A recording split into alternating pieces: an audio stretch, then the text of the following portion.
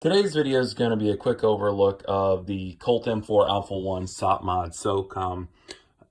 These are really popular in the clone community. This is the Block 2 program that the U.S. military implemented to replace the Block 1 M4 carbines.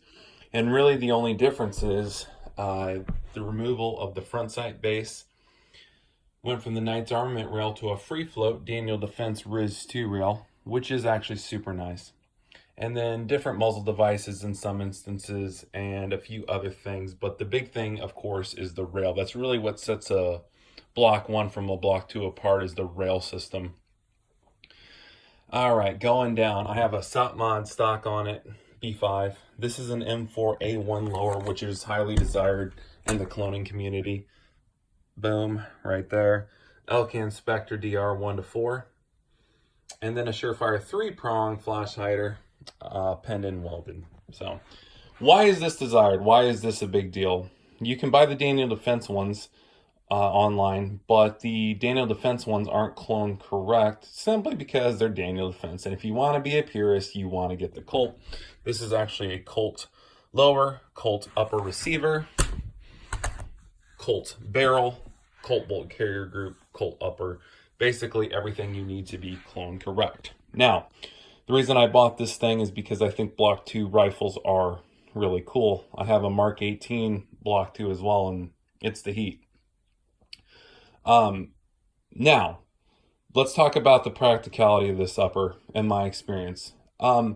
This thing is kind of dated at this point. In 2019, this thing's kind of dated.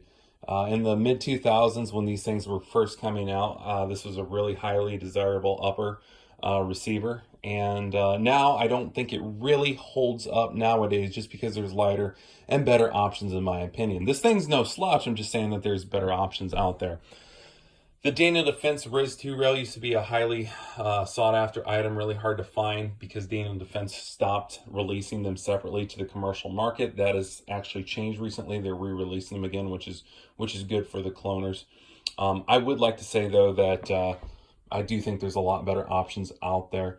So, but if you're a cloner, this thing is pretty cool, and it's kind of fun to piece together and whatnot. So definitely better options out there than the Block 2 M4s and Mark 18s out there, but nevertheless, they're still quality guns and they're still a lot of fun to use and shoot and all that stuff, go to the range with.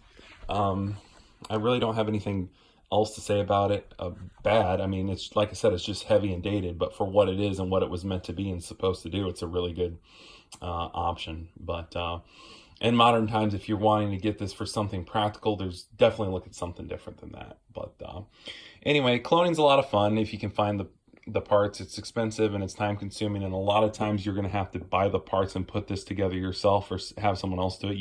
It's very rare that you're going to find something put together and actually be a Colt. But other than that, that is my Colt M4a1 Block 2 clone. And that's it. If you have any questions, comment below. Thanks for watching.